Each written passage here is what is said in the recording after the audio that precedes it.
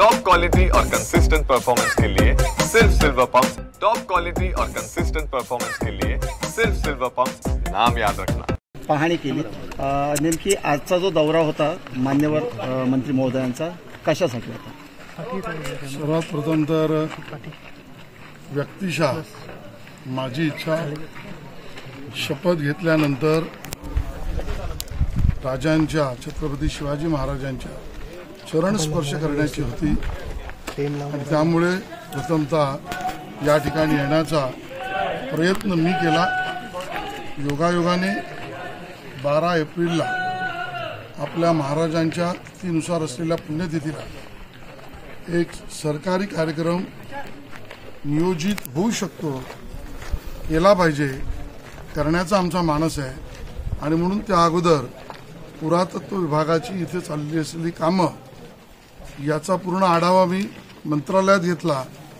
विधानभवनात प्रश्नाला उत्तरं दिले, पण प्रत्यक्ष बघणं आवश्यक होतं, म्हणून या ठिकाणी आम्ही आलो। केंद्रीय गृहमंत्री अमित शहा 12 तारखेला किल्ले रायगडावरती येत आहेत, कशा पद्धतीचं नियोजन असेल? निमंत्रण इथल्या मंडळाने समितीने दिलेलं आहे। माननीय अमितभाई शहा 12 तारखेला आपल्या महाराजांच्या तिथीनुसार असलेल्या पुण्यतिथीला येण्याचं नियोजित होऊ शकतं आणि अधिकृत कार्यक्रम घोषित झाला की आपल्याला कळवलं जाईल। आपण आता किल्ल्यावरती पाहणी केली, प्राधिकरणाच्या माध्यमातून जी कामं आहेत सुरू आहेत, या कामांची पाहणी करून आपण मंत्री म्हणून समाधानी आहात? मला वाटतं की अजून सुधारणेला खूप वाव आहे। सुधारणा कामाची आणि कामाच्या गतीची ही अजून करण्याची आवश्यकता आहे। होय, काही अडचणी समोर असतील तरीही आतापर्यंत केलेलं काम जे विभागातर्फे आहे ते बेदखल करण्यासारखं जरूर नाही। जरूर त्या कामामागे पूर्ण मेहनत विभागातील संबंधित लोकांनी लावली आहे।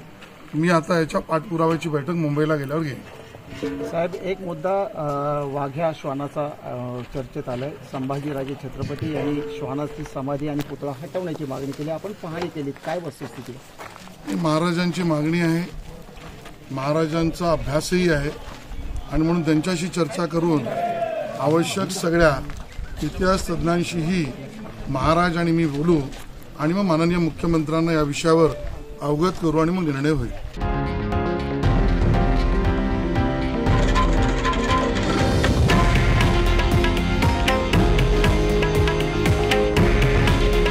हे आहे देशातील नंबर 1 न्यूज नेटवर्क आणि आपण पाहत आहात TV9 मराठी। काळजी तुमची, हित महाराष्ट्राचं।